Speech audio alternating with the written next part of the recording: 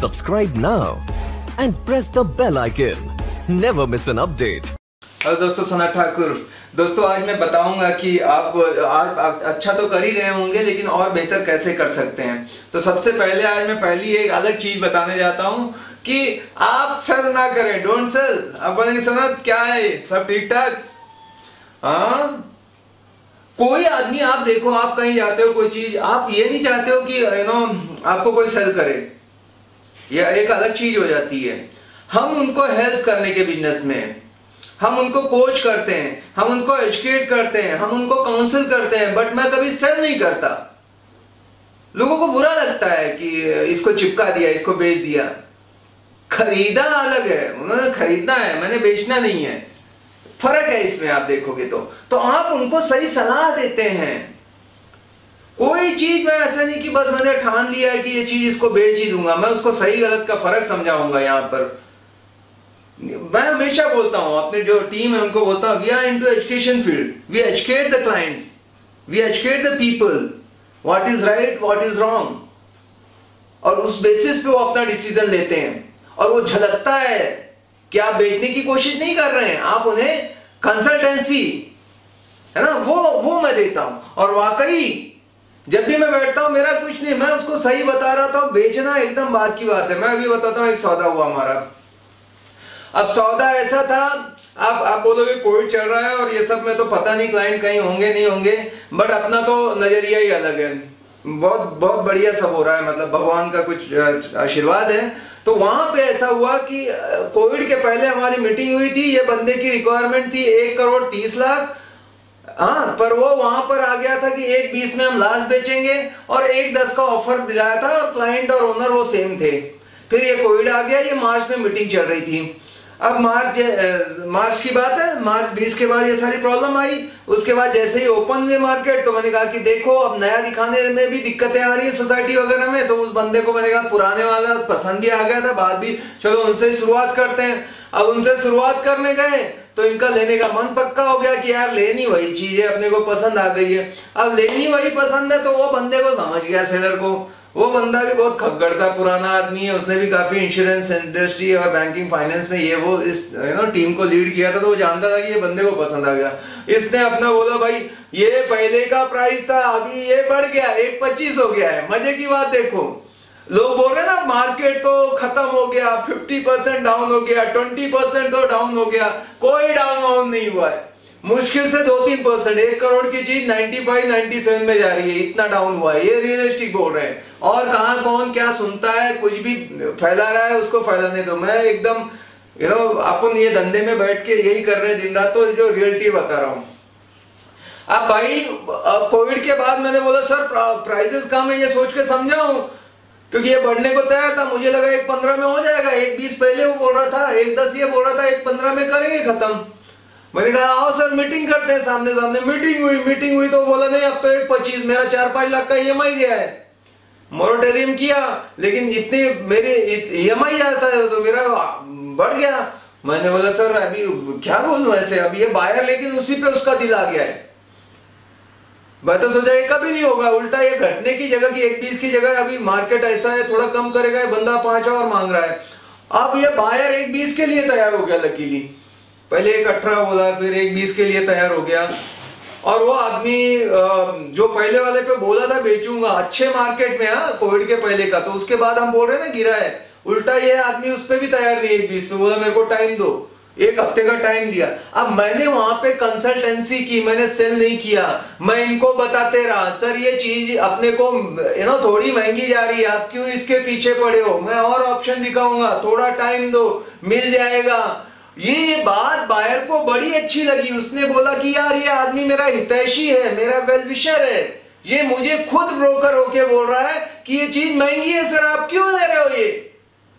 वो आदमी को लगा मैंने ऐसा ब्रोकर कहीं नहीं देखा जो आदमी बढ़ाने की जगह की सर बढ़ा दो, सब सही है कर लो, ये मुझे रोक रहा है कि सर मैं आपको और चीज दूंगा। ये तो गलत बात है, ये 1,20 की 1,25 मांग रहे हैं।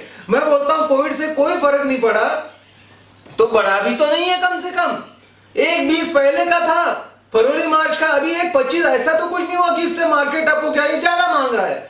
ये बात से मैंने सामने वाले का दिल जीत लिया। उसने बताया कि चीजें पसंद है, मेरे को झंझट नहीं करना है, 21 में करो खत्म। ये आदमी भी समझ गया, उसको भी जरूरत थी।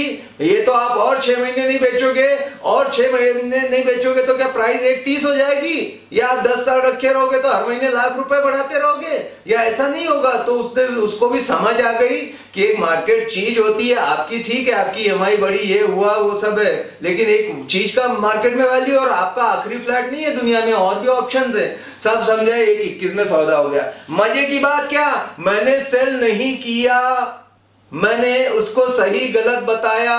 उसको बताया कि ये थोड़ा महंगा है। ऐसा कितना आदमी होगा जो बोलेगा सर ये चीज के पीछे क्यों पड़े हो, ये महंगा है, ये पैसा देना चाहता है।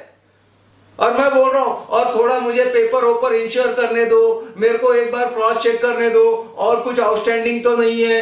मैं पहले ऐसे ड्यू जो भी केयर लेने चाहिए वो सब वो देख रहा है। उसको इतना बढ़िया लगा कि बस मतलब क्या बताऊं, मतलब वो मतलब बहुत ही उसका दिल जीत लिया मैंने। ये कला आपको सीखनी पड़ेगी दोस्त। और जब मैं करता हूं तो मैं जुनून होता है मेरे अंदर, लोगों को मदद करना, ये सोच के करता हूं, मैं सेल नहीं। तो इसीलिए पहला पॉइंट क्या था, आप बेचे नहीं, आप सही गलत बताएं उनको, वो खुद अपना डिसीजन लेंगे। मैंने क्या उसको एकदम मना कर दिया कि बेचने नहीं दूंगा? नहीं, मैंने कहा आपकी मर्जी, मेरे हिसाब से ये ज्यादा हो रहा है आपका।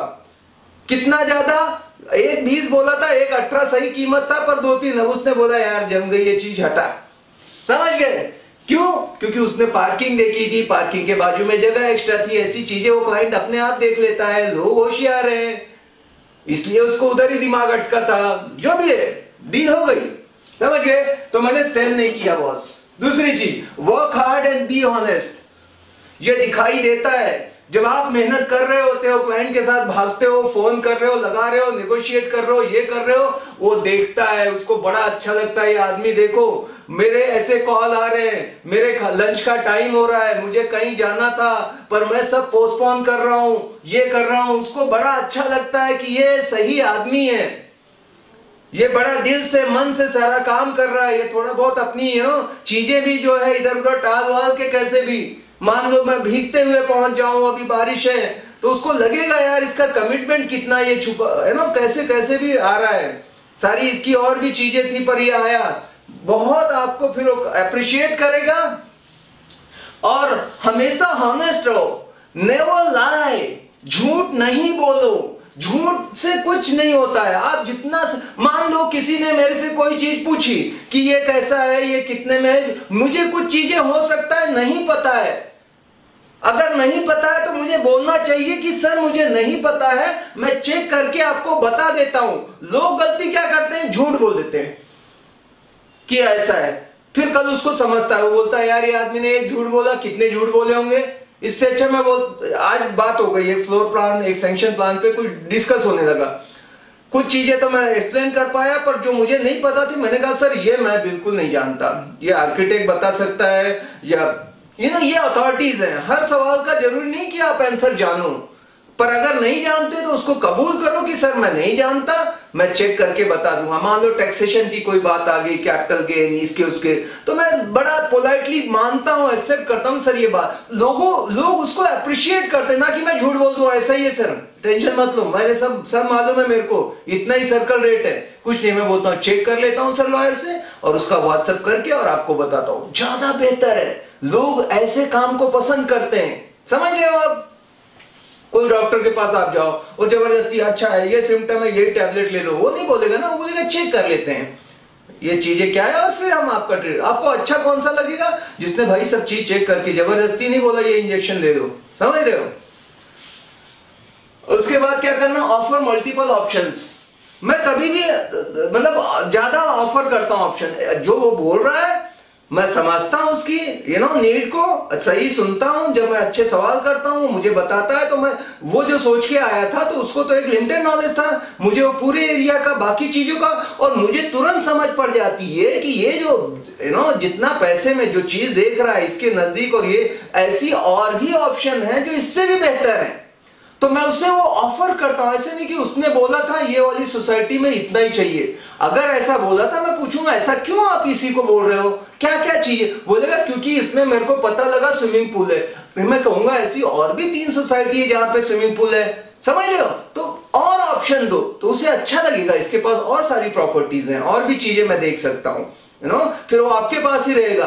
नहीं तो कल को किसी दूसरे ने बता दिया तो बोलेगा यार तुम्हारे पास पहले आया था, तुमने बोला नहीं कि तुम ये भी करते हो।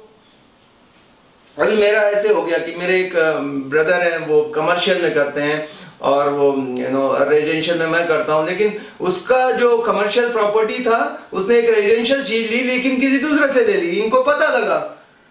तो ऐसे बातों बातों में इन्होंने बताया कि मेरे भैया है वो रेजिडेंशियल करते हैं। अरे बोला यार तुमने कभी बताया नहीं, मेरे को लगा आप खाली कमर्शियल करते हो, रेजिडेंशियल मैंने दूसरे से ले लिया, ये देखो अभी अभी सौदा हुआ है।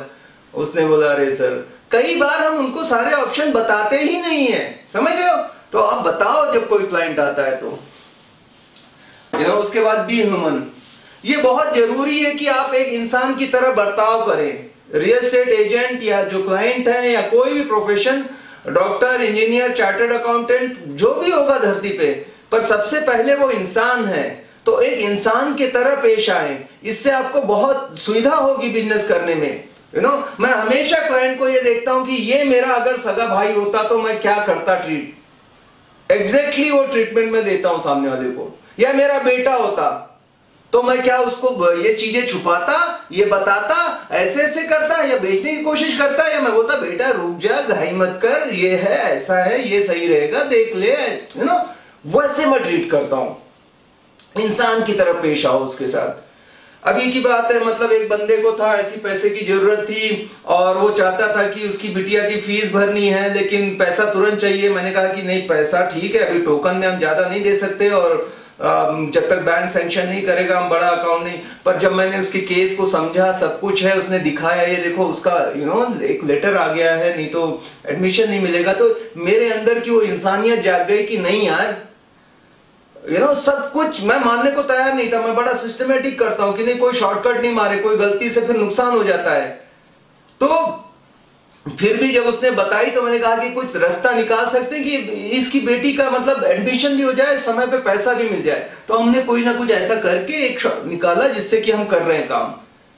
तो देखो आप ब्रोकर बाद में हो, पहले एक इंसान हो, तो वो चीज है ना आपको बहुत ऊंचाई पे ले जाएगी। दोस्तों दुआ बहुत जरूरी है जिंदगी में। आप एक से एक टैलेंटेड है धरती पे, टैलेंटेड लोगों की कमी नहीं है, ज्ञानी एकदम टॉपर है, लेकिन एक बेहतर इंसान बहुत कम देखने को मिलते हैं। अगर आप वो हो, देखना आपको बहुत तरक्की मिलेगी। ये मेरा मतलब अपना पर्सनल तजुर्बा बता रहा हूं। अभी इसमें टेक्निक की क्या बात बोलूं तो क्या ह्यूमन। उसके बाद चौथा और last point, hit whatever is throne your way. जो भी तुम्हारी जिंदगी में अड़चने आए, सेल्स में कभी होते होते ये अड़ गया, उसके बाद कुछ हो गया, कहीं लोन का आ गया, कहीं कुछ हो गया, जो भी आए डरो मत, लड़ते रहो। दिखती है प्रॉब्लम, जूम करके मत देखो उसको, समझ गए? उसको ऐसा बहुत बड़ा एम्पलीफाई मत करो, उसको छोटा करो कि एब्सोल्युटली नॉर्मल। यार ये धंधे में हम लोग हैं इसलिए कि प्रॉब्लम है, प्रॉब्लम ही सॉल्व करने का, क्योंकि प्राइस नहीं नेगोशिएट करना, प्राइस का दिक्कत आ रहा है, इसमें फर्क है, इधर दिक्कत है, वो दिक्कत ही सॉल्व करने का पैसा मिलता है। तो उसको जो आता है उसके साथ भिड़ो। जैसे बॉलर बॉलिंग करता है, बैट्समैन क्या है, जैसा आएगा फुल टॉस आए तो वैसे मारेंगे, बाउंसर आए तो मारेंगे, लाइन लेंथ पे रहा, यॉर्कर रहा, अपने हाथ में नहीं है बॉलर कौन सी बॉलिंग डालेगा, अपने हाथ में जो जैसा आया उसको हिट करेंगे अपन अपना बेस्ट। बहुत डेंजर है तो मैं उसको हो सकता है कि डिफेंसिव रहूं, कोई इजी है तो उसको वो शॉट मारूं। तो बॉलिंग कौन सा बॉल आने वाला पता नहीं, पर शॉट मैं मेरे हिसाब से मारते रहूंगा। कभी 4-6 लगेगा, कभी 1-2 बनेंगे, कभी आउट भी हो जाऊंगा। एब्सोल्युटली नॉर्मल, जिंदगी ऐसे ही चलती है। तो घबराओ मत कि अरे यार ये ऐसा हो गया, सब इजी नहीं होने वाला है, समझ गए?